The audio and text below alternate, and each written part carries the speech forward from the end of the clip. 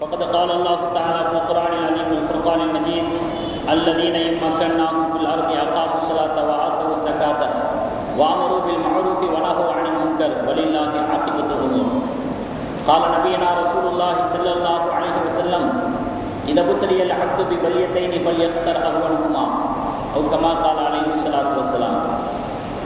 நிறையுடைய வாழ்வழித்த நெடுநிலத்தை காப்பதற்கு மறையளித்த இறைவனுக்கே மாபெரும் புகழனைத்தும் சத்திய தூதராம் நபிகள் நாயகம் ஸல்லல்லாஹு அலைஹி வஸல்லம் அவர்களின் மீதும் அவர்களின் வழிவாழ்ந்த சத்திய சஹாபா பெருமக்கள் மீதும் நம் அனைத்து நல்லடியார்களின் மீதும் ஏக வல்லவனின் சாந்தியும் சமாதானமும் என்றென்றும் நின்று நிலவட்டுமாக.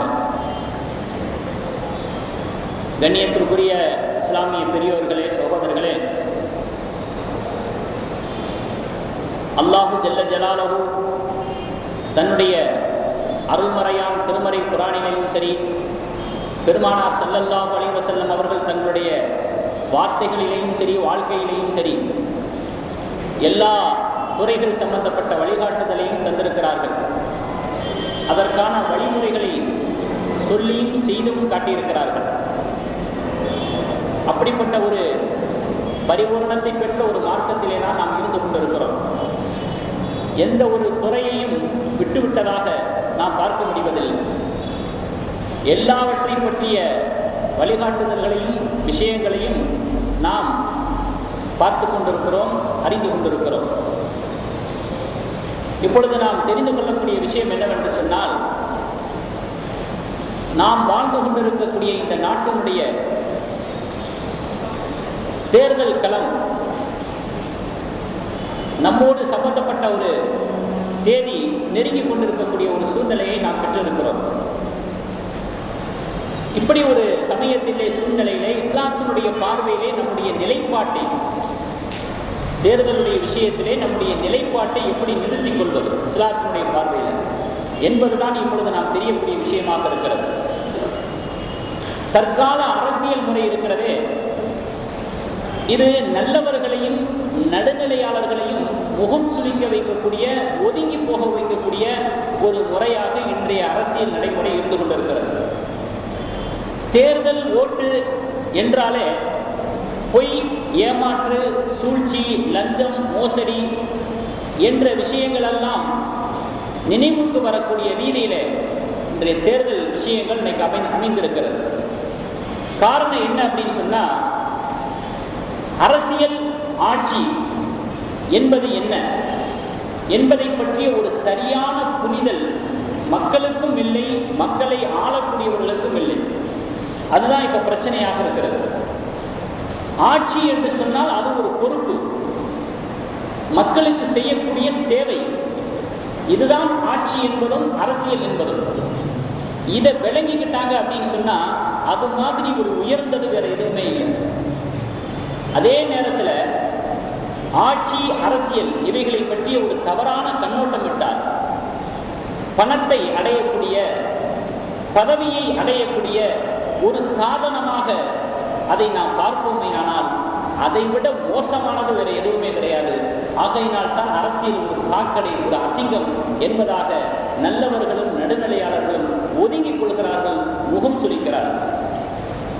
அப்படிப்பட்ட அரசியலை பற்றி, ஆட்சி முறையை பற்றி அல்லாஹ் தஆலா தன்னுடைய திருமறை குர்ஆனிலே 22வது அத்தியாயம் 41வது வசனத்திலே அல்லாஹ் சொல்லி காட்டுகிறான், அல்லதீன இம்மக்கன்னாஹும் ஃபில் அர்தி, இந்த பூமியிலே அவர்களுக்கு நாம் ஆட்சி அதிகாரத்தை வழங்கினால், அகாமுஸ் ஸலாத், தொழுகையை நிலைநிறுத்துவார்கள், வ ஆத்து ஸகாத், ஜகாத் வழங்குவார்கள், வ அமரு பில் மஅரூஃபி, நன்மை புரியுமாறு மக்களை ஏவுவார்கள், வனஹவு அனில் முன்கரி, தீமைகளை விட்டு மக்களை தடுப்பார்கள், வலில்லாஹில் ஆகிபத்துல் உமூர், எல்லா பிரச்சனைகளுக்கான முடிவும் அல்லாஹ்வுடைய கையிலே இருக்கிறது என்று அல்லாஹ் தஆலா இந்த வசனத்திலே அரசியலை பற்றி சொல்கிறார்.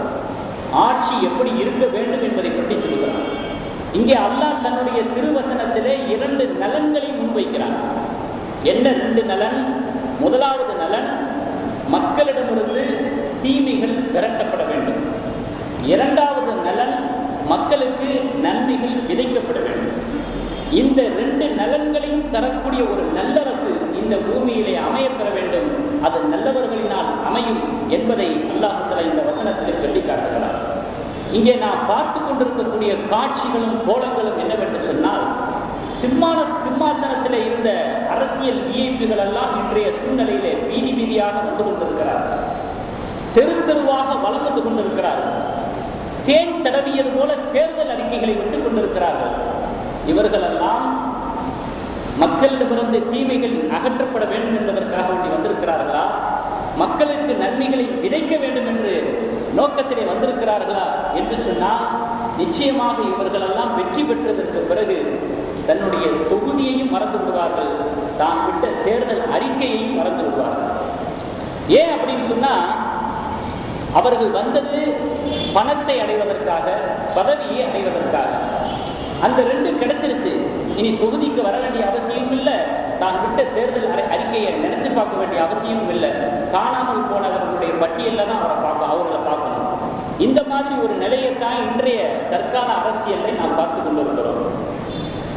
ஜெயிக்கிற வரைக்கும் நம்மளை தேடி வருவாங்க, ஜெயிச்சதுக்கு பிறகு நம்ம அவங்கள தேடி போவோம், தேடி தேடி அலையணும். இப்படிப்பட்ட ஒரு மனோநிலையில் தான் இன்றைய ஆட்சியாளர்களுடைய நிலை இருந்து கொண்டிருக்கிறது. சஹாபாக்கள் அரசியல் பிரவேசம் செய்தார்கள், சஹாபாக்கள் ஆட்சி புரிந்தார்கள். சஹாபாக்களுடைய அரசியலுக்கும் ஆட்சிக்கும் இன்றைய கால அரசியலை எடுத்து பார்த்தோம்னு சொன்னா, அவர்களுடைய ஆட்சி அதிகாரம் அரசியலுக்கு கால் தூசி பெறாது. இன்றைய அரசியலும் இன்றைய ஆட்சி முறையும் ஏனென்று சொன்னால், சஹாபாக்கள் எல்லாம் ஆன்மீகத்தை, அரசியலை கூட ஆன்மீகமாக ஆக்கி காட்டினார்கள். அரசியலை கூட ஆன்மீகமாக காட்டினார்கள் சஹாபாக்கள், ஆன்மீகமாக ஆக்கி காட்டினார்கள். ஆனால் இன்றைய அரசியல்வாதிகள் ஆன்மீகத்தை கூட அரசியலாக்க பார்க்கிறார்கள். இதுதான் அவர்களுக்கும் இன்றைய ஆட்சி முறைக்கும் உள்ள ஒரு வித்தியாசமாக இருந்து கொண்டிருக்கிறது. பெருமானார் ஸல்லல்லாஹு அலைஹி வஸல்லம் அவர்களுடைய கைபர் யுத்தத்துடைய சமயத்தில் நடந்த ஒரு சம்பவம். நபி ஸல்லல்லாஹு அலைஹி வஸல்லம் அவர்கள் கைபர் யுத்தத்தின் பொழுது ஒரு அறிவிப்பு செய்கிறாங்க. என்ன அறிவிப்பு? நான் இந்த கொடியை அல்லாஹ்வுக்கும் அவனுடைய தூதருக்கும் நண்பராக இருக்கக்கூடிய ஒருத்தருடைய கையில இந்த கொடியை நான் கொடுப்பேன், அவருடைய கையில அல்லாஹ் வெற்றியை கொடுப்பான் என்று பெருமானார் ஸல்லல்லாஹு அலைஹி வஸல்லம் வந்து சொல்றாங்க. இது முஸ்லிம் ஷரீஃப்ல பதிவு செய்யப்பட்ட ஹதீஸ். இந்த இந்த அறிவிப்பை கேட்ட சஹாபாக்கள் எல்லாம் அந்த நபர் தானாக இருக்கக்கூடாதா என்று ஆசைப்பட்டாங்க. எல்லாருமே ஆசைப்பட்டாங்க.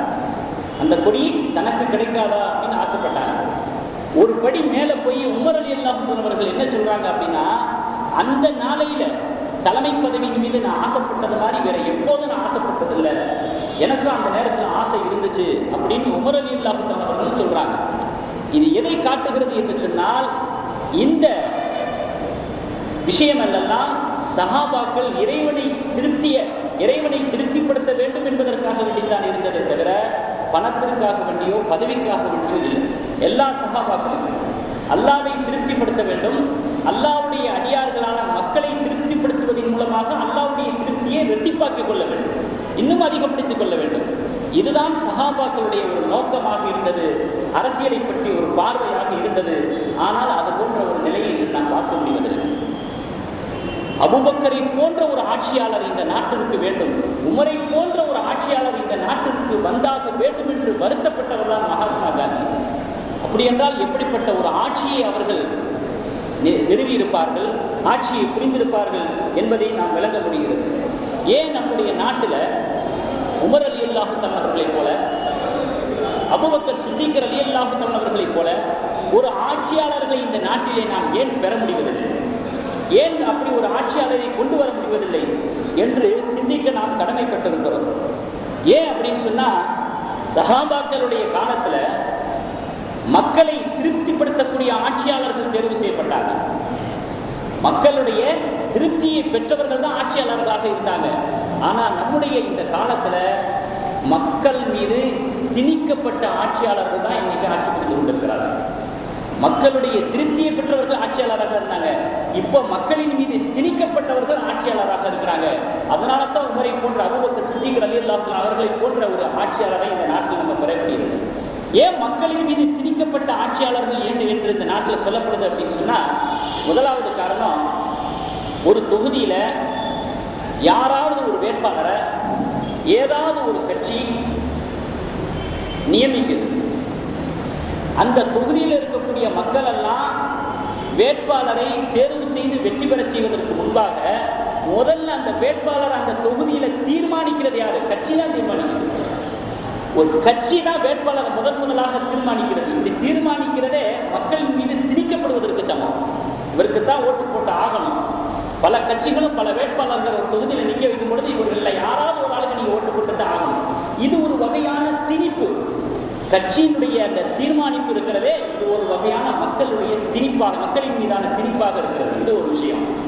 ரெண்டாவது என்ன அப்படின்னு சொன்னா, வெற்றி பெற்றதற்கு பிறகு அந்த வேட்பாளர் பாராளுமன்றத்திற்கோ சட்டமன்றத்திற்கோ போய் தன்னுடைய கட்சியினுடைய கருத்தை தான் பிரதிபலிப்பாரே தவிர மக்களுடைய கருத்தை பிரதிபலிப்பார் என்று எதிர்பார்க்க முடியாது. ஏன்னா அவர் அனுப்பிச்சு வச்சது கட்சி தானே. அதனால கட்சியினுடைய கருத்தை பிரதிபலிக்கிறதுல ரொம்ப கவனம் செலுத்துவார். ஏன்னா கட்சியின் மீது ஒரு விசுவாசத்தை காட்டுவதற்காக. இது இரண்டாவது விஷயம். மூணாவது விஷயம், கட்சியினுடைய கருத்தை கூட அவர் பிரதிபலிக்கிறாரா என்று சொன்னால் அது கேள்விக்குறி. ஏன்னா ஒவ்வொரு கட்சியிலையும் ஒரு பெரிய தலை இருக்கும். சர்வாதிகார குணம் கொண்ட ஒரு தலையா கூட அது இருக்கும். அந்த தனிப்பட்ட ஒரு மனிதனுடைய விருப்பு வெறுப்புகளை அதுக்கு தகுந்தது மாதிரி தன்னுடைய செயல்பாடுகளை அமைத்துக் கொள்ளக்கூடியவர்களாக அந்த கட்சியில ஒரு அங்கத்தினர்கள் இருப்பாங்க. அந்த ஒரு தனிப்பட்ட ஒரு பெரிய தலையினுடைய ஒரு திருப்தியை மையமாக கொண்டுதான் ஒவ்வொரு வெற்றி பெற்ற வேட்பாளர்களும் பாராளுமன்றத்திலேயோ சட்டமன்றத்திலேயோ பேசுவார்கள். இப்படி ஒரு நிலையும் ஒரு அம்சத்தையும் நம்ம பார்க்க முடியும். இது மூணாவது. நாலாவது விஷயம் என்ன அப்படின்னு சொன்னா, ஒவ்வொரு கட்சியும் வேட்பாளரை தேர்வு செய்து பாருங்க. அந்த தேர்வு செய்யக்கூடிய முறையில கூட ஒரு ஒழுங்கினத்தை நான் பார்க்க முடியும். என்ன ஒழுங்கினம்? ஒவ்வொரு கட்சியும் வேட்பாளரை தேர்வு செய்யும் பொழுது வல்லவர்களைத்தான் தேர்வு செய்கிறதே தவிர நல்லவர்களை தேர்வு செய்கிறது.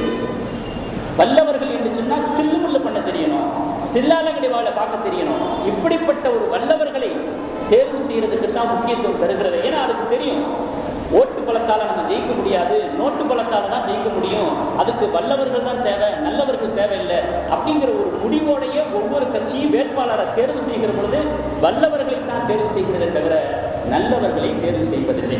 இது நாலாவது விஷயம். அஞ்சாவது விஷயம், தேர்தல் வரைக்கும் ஒவ்வொரு கட்சிக்கும் பின்னணியிலையும் பண முதலைகள் தன்னுடைய பணத்தை முதலீடு செய்வாங்க. தேர்தல் வரைக்கும் பண முதலீடு செய்வாங்க. அந்த கட்சி ஆட்சியை பிடிச்சிருச்சு அப்படின்னு சொன்னா அதுக்கு பிறகு அவர்களுடைய அதிகார மையங்கள்ல இந்த பண முதலீடுகள் தலையிடுவாங்க. அவர்களுடைய விருப்பத்தை நிறைவேற்றுறதுல தான் ஆட்சிக்கு வந்த கட்சி துடியா துடிச்சுட்டு இருக்கும். இப்ப இத்தனை விஷயங்களையும் வச்சு நம்ம பார்க்கும்பொழுது கிட்டத்தட்ட ஜெயிக்கிற குதிரைக்கு பந்தயம் கட்டுற மாதிரி ஜெயிக்கிற கட்சிக்கு பணத்தை கொடுக்கறதுக்கு நிறைய பண வசதி படைத்தவர்கள் தயாராக இருக்கிறாங்க. இப்ப இதையெல்லாம் வச்சு பார்க்கும் பொழுது இதை எப்படி மக்களாட்சின்னு சொல்ல முடியும்? இது மக்களாட்சியா அல்லது மக்களை முட்டாளாக்குற ஆட்சியா என்பதே ஒரு கேள்விக்குறியாக இருந்து கொண்டிருப்பதை நம்ம பார்த்துக்கிட்டு இருக்கிறோம். ஏன்னா ஒரு வேட்பாளர் கட்சியை திருப்திப்படுத்தி விசுவாசமா நடக்கணும்னு நினைக்கிறாரு. ஒரு கட்சி பண முதலீடுகள் இடத்துல விசுவாசமா நடக்கணும்னு நினைக்குது. ஆக மக்களிடத்துல விசுவாசமாக நடக்கணும்னு யாரும் நினைக்கல. மக்களை திருப்திப்படுத்தணும் அப்படின்னு யாரும் நினைக்கல. ஆனா இதுக்கு பேரு மக்களாட்சி என்பதாக சொல்லப்படுகிறது. மக்களுக்காக மக்களால் தேர்ந்தெடுக்கப்படும் ஆட்சி என்பதாக வர்ணிக்கப்படுகிறது, வாய்ஜால பேசப்படுகிறது. உண்மை நிலை இந்த மாதிரி தான் இருக்கு. ஆக இப்படி இருந்து கொண்டிருக்கக்கூடிய சமயத்துல எப்படி உமர் ரலியல்லாஹு அன்ஹு அவர்களை போல, அபூபக்கர் சித்திக் ரலியல்லாஹு அன்ஹு அவர்களை போல ஒரு ஆட்சியாளர் விட்டு வர முடியும் என்பதை நாம் கவனத்தில் கொள்ள வேண்டும். சரி, இது ஒரு விஷயம். இப்போ 2014க்கான மக்களவை தேர்தலை நம்ம எதிர்பார்த்து கொண்டிருக்கிறோம். இதுல நம்முடைய சிந்தனை நிலைப்பாடு எப்படி இருக்கணும் அப்படின்னு சொன்னா, நம்ம இந்த பொது தேர்தலில் பொதுவாக நம்ம பார்க்கக்கூடிய ஒரு அம்சம் எப்படி இருக்குது அப்படின்னு சொன்னா, மத சார்பற்ற அரசு வேண்டுமா, மதச்சார்பற்ற அரசு வேணுமா, அல்ல மதவாத அரசு வேணுமா அப்படிங்கிற மாதிரியான ஒரு சவாலை தான், ஒரு கேள்வியை தான் எதிர்நோக்கக்கூடிய ஒரு நிலையில நம்ம இருந்து கொண்டிருக்கிறோம். ஆக இப்படி இருக்கக்கூடிய சூழ்நிலையில கடந்த 10 ஆண்டுகளாக மதவாத கட்சியினுடைய நிலைப்பாடு எப்படி இருந்துச்சு அப்படிங்கிறத நம்ம தெரிஞ்சுக்கிறோம். 2004 மக்களவை தேர்தலில் மதவாத கட்சி ஒரு தவறான தகவலை நாட்டு மக்களுக்கு தந்துச்சு. என்ன அப்படின்னு சொன்னா, கிட்டத்தட்ட 46 கோடி இந்த நாட்டினுடைய மக்கள் வறுமை கோட்டுக்கு கீழ் வாழ்ந்து கொண்டிருக்கிறார்கள் என்பதாக புள்ளி விவரம் இருந்துச்சு. ஆனால் அந்த சமயத்தில் அவர்கள் மக்களிடத்தில் சொன்ன செய்தி என்ன? இந்தியா ஒளிர்கிறது, இந்தியா ஒளிர்கிறது என்பதாக ஒரு விளம்பரப்படுத்தினாங்க, மக்களுக்கு செய்தியை சொன்னாங்க. அதன் காரணத்தினால 22% குறைவாக ஓட்டுகளை பெற்று படுதோல்வி அடைந்தார்கள் 2004 தேர்தலில். 2009 நடந்த மக்களவை தேர்தலில் இதே மதவாத கட்சி மதவாதத்தை மட்டுமே முன்வைத்து தேர்தலை சந்தித்த காரணத்தினால, அதை மக்கள் ஏற்றுக்கொள்ளாத காரணத்தினால அப்பையும் கடுமையான ஒரு படுதோல்வியை அவர்கள் சந்தித்தார்கள். இப்ப 2014 மக்களவை தேர்தலில் அதே மதவாத கட்சி எதை முன்வைக்குது அப்படின்னு சொன்னா, மதவாதத்தோட பிளஸ் புதுசா வளர்ச்சி வளர்ச்சி வளர்ச்சி என்கிற ஒரு வார்த்தையும் இருக்கு. அந்த ஒரு வார்த்தையை மீடியாக்கள் மூலமாக வலம்புற வைக்குது. இந்த ரெண்டையும் சேர்த்து முன்வைத்து இப்ப வெற்றி பெற்று விடலாம் என்ற ஒரு கணிப்பிலே இருந்து கொண்டிருக்கிறார்கள். இப்படி சொல்லக்கூடிய இந்த வளர்ச்சி வளர்ச்சிங்கிற அந்த வார்த்தையிலாவது உண்மை இருக்குதா அப்படின்னு சொன்னா அதுலேயும் ஒரு மோசடித்தனம் தான் இருக்கு. என்ன அப்படின்னு கேட்டீங்கன்னா, வளர்ச்சி அடைந்த மாநிலங்களில் முதல் மாநிலமாக குஜராத் இருக்கிறது என்பதாக அவங்க விளம்பரப்படுத்துறாங்க, மக்களை நம்ப வைக்க முயற்சிக்கிறாங்க. ஆனால் ஆய்வாளர்கள் என்ன சொல்றாங்க அப்படின்னு சொன்னா, வளர்ச்சி அடையாத மாநிலங்களில் அது ஒரு மாநிலமாக இருந்து கொண்டிருக்கிறது. வளர்ச்சி அடையாத மாநிலங்களுடைய பட்டியலிருந்து அது வெளியே வரல, அந்த பட்டியலில் தான் இருந்து கொண்டிருக்கிறது என்பதாக ஆய்வாளர்கள் சொல்றாங்க. அதுக்கு ஒரு எடுத்துக்காட்டு என்ன அப்படின்னு சொன்னா, நம்முடைய தமிழ்நாட்டை எடுத்துக்கிட்டோம்னா மின் இணைப்பு இல்லாத கிராமங்களே இல்லை என்று சொல்லலாம். மின் இணைப்பு இல்லாத கிராமங்களே கிடையாது, இதுதான் நிலவரம். ஆனால் குஜராத்தை பொறுத்தளவில் மின் இணைப்பு இல்லாத கிராமங்கள் நிறைய இருக்கிறது. இன்னும் சொல்ல போனா மின் இணைப்புகள் கேட்டு விண்ணப்பித்த விண்ணப்பங்கள் மட்டுமே லட்சக்கணக்கில் இருக்குது. அந்த விண்ணப்பங்கள் பரிசீலிக்கப்படாமல் இருக்கிறது. இப்படி ஒரு நிலை இருந்து கொண்டிருக்கும் பொழுது உண்மைக்கு மாற்றமான ஒரு விளம்பரம் செய்யப்படுகிறது. அது வளர்ச்சி அடைந்த மாநிலங்களின் முதன்மை மாநிலம் என்பதாக ஒரு தவறான செய்தியை இந்த தேர்தலில் சொல்லிக் கொண்டிருக்கிறார்கள் என்பதை நாம் கவனத்தில் கொள்ள வேண்டும். அடுத்து இன்னொரு விஷயம் என்ன அப்படின்னு சொன்னா, முஸ்லிம்களுடைய கணிசமான வாக்குகள் இருக்கக்கூடிய மாநிலங்கள் மொத்தம் 8 மாநிலங்கள். யூபி, மேற்கு வங்கம், ராஜஸ்தான், கர்நாடகா, தமிழகம், அஸ்ஸாம், கேரளா, மகாராஷ்டிரா. இந்த 8 மாநிலங்கள்லையும் முஸ்லிம்களுடைய வாக்குகள் மிக மிக கணிசமாக இருக்கிறது. எந்த அளவுக்குன்னு சொன்னா, மத்தியில யார் ஆட்சிக்கு வரணும் அப்படிங்கிற ஒரு தீர்மானிக்கக்கூடிய ஒரு சக்தியாக இந்த 8 மாநிலங்களுடைய முஸ்லிம் வாக்குகள் இருந்து கொண்டிருக்கிறது. இப்படி ஒரு நிலை இருந்து கொண்டிருக்கின்ற காரணத்தினால்தான் அந்த மதவாத கட்சியில் இருக்கக்கூடிய ஒரு பிரதான தலைவர் கூட, நாங்கள் தெரிந்தோ தெரியாமலோ தவறு செய்திருந்தால் முஸ்லிம்களே மன்னித்து விடுங்கள் என்பதாக கேட்கிறார். அப்படி கேட்கிற அந்த மன்னிப்பு கூட உண்மையானதல்ல, ரெடிமேட் மன்னிப்பு தான். அந்த மன்னிப்பு கூட ரெடிமேட் மன்னிப்பு தான். ஏன்னா அடுத்த நாளே அதே கட்சியில இன்னொரு பிரதான தலைவர் அப்படியெல்லாம் நாங்கள் மன்னிப்பு கேட்கல என்பதாக பல்டி அடிச்சிட்டார். அதனால இப்படி ஒரு நிலை இருந்து கொண்டிருக்கிற பொழுது நாம் விழிப்பாக இருக்க வேண்டும். நம்முடைய வாழ்வினுடைய பாதுகாப்புக்கும், வாழ்வாதாரத்தினுடைய பாதுகாப்புக்கும், நம்முடைய இருப்பினுடைய பாதுகாப்புக்கும் உகந்த வேலை எதுவோ அதை நாம் செய்ய கடமைப்பட்டிருக்கிறோம் என்பதை நாம் நினைவில் கொள்ள வேண்டும். சரி, மதச்சார்பற்ற அரசு தான் இந்த நாட்டை ஆள வேண்டும் என்று ஏன் நம்ம சொல்றோம்? அதுக்கான காரணத்தை நம்ம தெரிஞ்சுக்கிறோம். ஏன்னு சொன்னா, 10 ஆண்டுகளாக மதச்சார்பற்ற அரசு தான் ஆட்சி பண்ணி நமக்கு என்ன பண்ணுச்சு அப்படின்னு நம்மவர்களை கேள்வி எழுப்ப வாய்ப்பு இருக்கிறது. அது உண்மையிலே நியாயமான கேள்விதான். என்னத்தை அப்படி பண்ணிட்டாங்க? மதச்சார்பற்ற அரசு இருந்து நமக்கு என்ன பண்ணிடுச்சு? இடஒதுக்கீடு அதிகரிச்சு கொடுத்துச்சா அப்படின்னு கேட்கலாம்.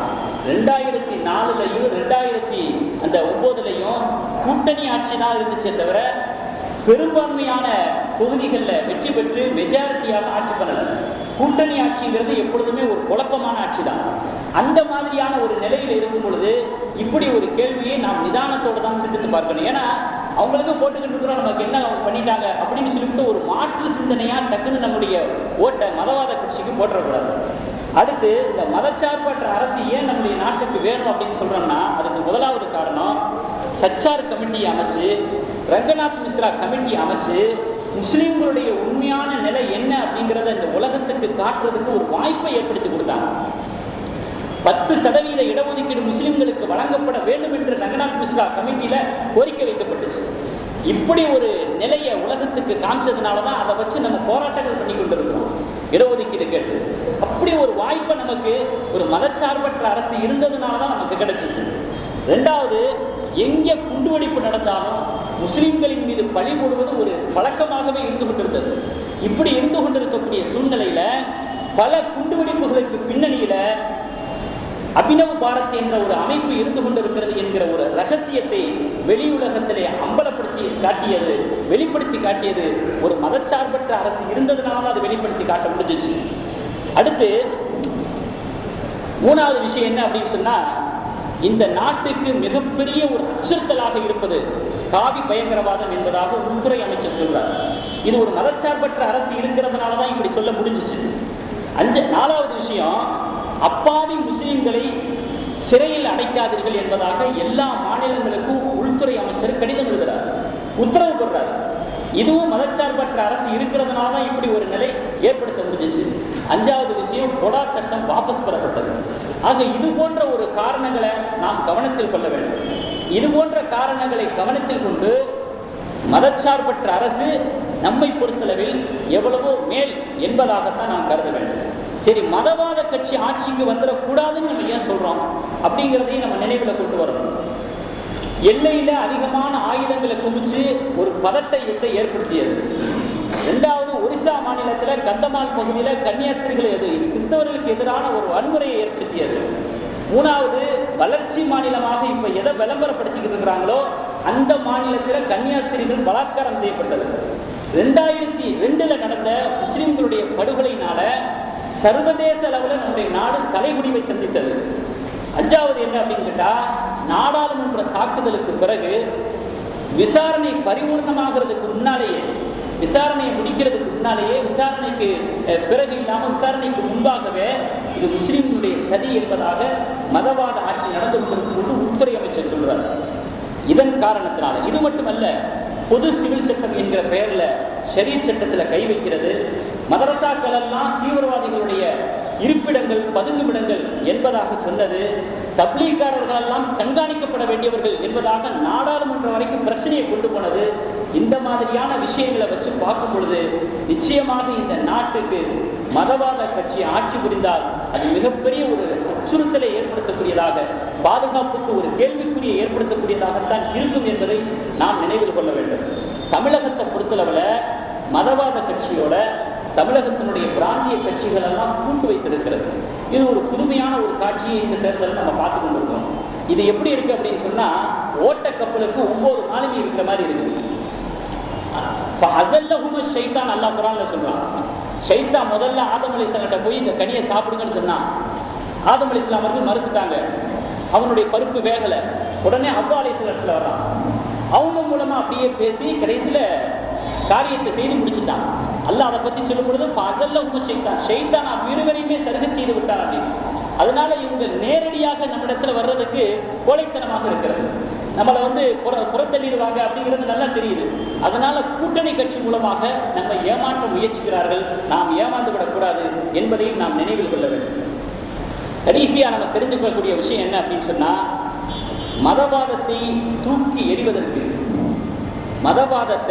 மதவாதத்தினுடைய ஆட்சியை தூக்கி எறிவதற்கு நம்மால் முடிந்த, நமக்கு கிடைத்த ஒரு வலிமையான ஆயுதமாகத்தான் இந்த ஓட்டை நாம் பார்க்க வேண்டும். இரண்டாவது, நம்முடைய நாட்டின் மீது நாம் கொண்டிருக்கக்கூடிய பாசத்தை வெளிப்படுத்துவதற்கு, விசுவாசத்தை வெளிக்காட்டுவதற்கு இதை ஒரு அழகிய சந்தர்ப்பமாக நாம் கருத வேண்டும். மூணாவது, இந்த ஓட்டை நம்ம வீணாக்கிட்டோம் அப்படின்னு சொன்னா, ஓட்டு போடக்கூடிய உரிமை நமக்கு இருந்து அதை நம்ம ஒரு அலட்சியத்தினால வீணாக்கிட்டோம் அப்படின்னு சொன்னா நிச்சயமாக மதவாத ஆட்சி வருவதற்கு அது ஒரு காரணமாக அமையும். அப்புறம் இன்னொன்று புதிதாக ஒன்று வச்சிருக்கிறாங்க, நோட்டா பொத்தான அமர்த்தலாம். அதாவது யாருக்குமே ஓட்டு போட விருப்பம் இல்லை அப்படின்னு சொன்னா நோட்டா பொத்தான அமர்த்தலாம் அப்படிங்கிற மாதிரி ஒரு தேர்தல் கமிஷன் ஒரு ஸ்கீம் வச்சிருக்குது. இந்த பொத்தானை அழுத்துவதற்கு இதுவும் ஒரு மதவாத கட்சிக்கு ஓட்டு போட்டதுக்கு சம்பந்தம். ஏன்னு கேளுங்களேன், எல்லா முஸ்லீம்களுமே இந்த பொத்தானை அழுத்தினாங்கன்னு வச்சுக்கோங்க, எனக்கு ஓட்டு போட விருப்பம் இல்லை அப்படின்னு எல்லா முஸ்லீம்கள், நாட்டில் உள்ள அத்தனை முஸ்லீம்களும் இந்த நோட்டா பொத்தானை அழுத்தினாங்கன்னா நிச்சயமாக அது மதவாத கட்சி ஆட்சி அமைகிறதுக்கு ஒரு தோதுவாக அமைஞ்சு விடும். கிட்டத்தட்ட அதுக்கே நம்ம ஓட்டு போட்ட மாதிரி ஆயிடும். அதனால இந்த பொத்தானை அழுத்தியே நம்முடைய ஓட்டை வீணாக்கி விடக்கூடாது. இதுவும் அநியாயத்துக்கு துணை போவதாக ஆகிடும். ஏன்னா இப்ப யாருக்குமே ஓட்டு போடுற அளவுக்கு தகுதி இல்லை. இப்போ நீங்க ஒரு சும்மாவில் இருந்துகிட்டு இந்த கட்சிக்கு ஓட்டு போடுங்க அப்படின்னு சொல்ல முடியாது. அந்த தகுதியை எந்த கட்சியும் இந்த நாட்டில் பெறல. அதனால குறிப்பிட்டு யாருக்கும் சொல்ல முடியாது. வேற வழி இல்லாம தான் போடுறோம். இருக்கிறதுல எது பெஸ்ட்ன்னு தான் நம்ம போறோம். அது நம்ம மீது உள்ள கடமை அது. ஏன்னா நபி ஸல்லல்லாஹு அலைஹி வஸல்லம் அவர்களுடைய ஒரு ஹதீஸ் அதுக்கு அடிப்படையாக இருக்கிறது. ஓட்டு போடாம இருந்தாலும் சிக்கல், ஓட்டு போட்டாலும் சிக்கல். ஓட்டு போட்டா யாரும் யோக்கியம் கிடையாது. இருக்கிற அயோக்கியர்கள யாரு நல்ல அயோக்கியம் தேர்வு செய்ய போறோம். அந்த மாதிரி ஒரு நிலையில தான் நம்ம ஓட்டு போட போறோம். அதனால ஓட்டு போறது கசப்பா இருக்குது. ஓட்டு போடாம இருந்தா அநியாயக்காரன் ஆட்சிக்கு வர மாதிரி, அதுக்கு ஒரு துணை போற மாதிரி ஆயிடும். இப்ப ரெண்டுமே தர்ம சங்கடமா இருக்குது. என்னதான் செய்யறது அப்படின்னு பார்க்கும்பொழுது ஒரு அழகான ஹதீஸ் வருகிறது. இதவு தெரியல அப்து பலிய செய்தி. ஒரு அடியானுக்கு 2 சோதனைகள் ஒரே சமயத்துல வந்தார். ஒரு அடியானுக்கு 2 சோதனைகள் ஒரே சமயத்தில் வந்தார். பல் எசுத்தர் அகுவனகுமா. அந்த 2 சோதனையில எது சிறிய சோதனையோ அதை சகித்து கொண்டு பெரிய சோதனையை தட்டிவிட வேண்டும், தவிர்த்து விட வேண்டும் என்று பெருமானார் ஸல்லல்லாஹு அலைஹி வஸல்லம் அவர்கள் சொல்லியிருக்கிறார். அதனால அந்த அடிப்படையில் தான் இன்னைக்கு நம்முடைய நிலைமை இருக்குது. தேர்தலுடைய நிலை நம்மளை பொறுத்தவரை அப்படிதான் இருக்குது. அதனால பெரிய சோதனையை தட்டி விடுறதுக்காக சின்ன சோதனையை சகிச்சுக்கிறணும் அப்படிங்கிற ஒரு அடிப்படையில தான் நம்ம இந்த ஓட்டை பயன்படுத்த போறோம். அதே போல இதுல இன்னொரு முக்கியமான விஷயத்தை என்ன அப்படின்னு சொன்னா, ஒவ்வொரு தேர்தலுடைய சமயத்திலையும் நம்ம ஆளுக இஸ்லாமிய அமைப்புகள் சண்டை குழாயடி சண்டை மாதிரி சண்டை போட்டுக்கிட்டு இருப்பாங்க, பிளவுபட்டு போய் கிடப்பாங்க. என்னமோ தெரியல, அல்ஹம்துலில்லாஹ் இந்த தேர்தலில் ஒரு பிரதான அமைப்புகள் எல்லாம் இஸ்லாமிய பேர் இயக்கங்கள் எல்லாம் ஒரு அணியில இருக்கிற மாதிரி இருக்குது. அல்ஹம்துலில்லாஹ் அது வரைக்கும் அல்லாஹ்வுக்கு நம்ம நன்றி செலுத்த கடமைப்பட்டிருக்கிறோம். அவர்கள் அனைவர்களுடைய யோகோபித்த முடிவும் மதவாத கட்சி ஆட்சிக்கு வந்துடக்கூடாது. அதே போல அனைத்து இஸ்லாமிய பத்திரிகைகளுடைய யோகோபித்த முடிவு, எந்த இஸ்லாமிய பத்திரிகைகளை நீங்க திருப்பி பார்த்தாலும் இந்த தேர்தல் முன்னிட்டு அவங்க என்ன கட்டுரை எழுதுறாங்கன்னா மதவாத கட்சி ஆட்சிக்கு வந்திருக்கிறாங்க. ஆக இஸ்லாமிய பத்திரிகைகள் யோகோபித்த அதனுடைய முடிவு மதவாத கட்சி ஆட்சிக்கு வந்திருக்கிறாங்க. அதே போல அனைத்து பள்ளிகளிலே இருக்கக்கூடிய இமாம்களுடைய ஜும்மா பேருந்தினுடைய யோகபித்த முடிவும் மதவாத கட்சி ஆட்சிக்கு வந்திருக்கிறார் என்பதாகத்தான் இருந்து கொண்டிருக்கிறது. இப்ப யாரும் மதவாத கட்சிக்கு ஓட்டு போட போறதில்லை. அப்ப ஏங்க கூட சொல்லிக்கிட்டீங்க, நாங்கன்னா அதுக்கு போடுறதா சொல்ல போறோம். நாங்க மதவாத கட்சிக்கு ஓட்டு யாரும் போட மாட்டாங்க, அப்படி எதுக்கு அதை சொல்றீங்க அப்படின்னு கேட்கலாம். அதோட நம்முடைய கடமை நின்று விடுறதில்லை. மதவாத கட்சிக்கு நான் போட மாட்டேன் ஓட்டு அப்படிங்கிறதோட நம்முடைய கடமை நிற்கிறது இல்லை. இதை நம்முடைய குடும்பத்தினர்களுக்கு சொல்லணும், நம்முடைய உறவினர்களுக்கு சொல்லணும், நம்முடைய நண்பர்களுக்கு சொல்லணும், சமய சகோதரர்களுக்கு சொல்லணும். நம்முடைய கடமை இதையும் தாண்டி இருக்கிறது. அதனாலதான் இதை சொல்றேன். ஏன்னா இன்னும் விவரம் தெரியாத இஸ்லாமிய சகோதரர்கள் எவ்வளவோ பேர் இருக்கிறாங்க. அவங்க என்ன நினைப்பாங்க, பரவாயில்லையே திறமையான ஆட்சி தான் பண்ணிக்கிட்டு இருக்கிறாரு ஒரே 15 வருஷமா, அப்ப அவர் ஆட்சிக்கு வந்தா நாடு ஃபுல்லா அந்த மாதிரி ஒரு வளர்ச்சியை கொண்டு வந்துறாரு நம்மால் பேசிக்கிட்டு இருக்கிறாங்க. அவனுக்கு சிந்தனை அப்படியே மாறுது.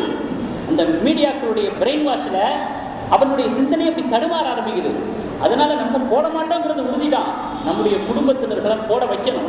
மதவாத கட்சி ஆட்சிக்கு வரக்கூடாது, அதுக்கு எதிராக போட வைக்கணும். நண்பர்களுக்கு சொல்லணும், சமய சகோதரர்கள். ஆக நம்முடைய கடமை கூடுதலாக இருக்கிறது என்பதை உணர்த்துவதற்காக வேண்டித்தான் இதை நான் சொல்லுகிறேன். ஆனா முஸ்லிம்களுடைய கூட பிறந்த ஒரு குணம் என்ன தெரியுமா? முஸ்லிம்களுடைய கூட பிறந்த குணம் அலட்சியம்.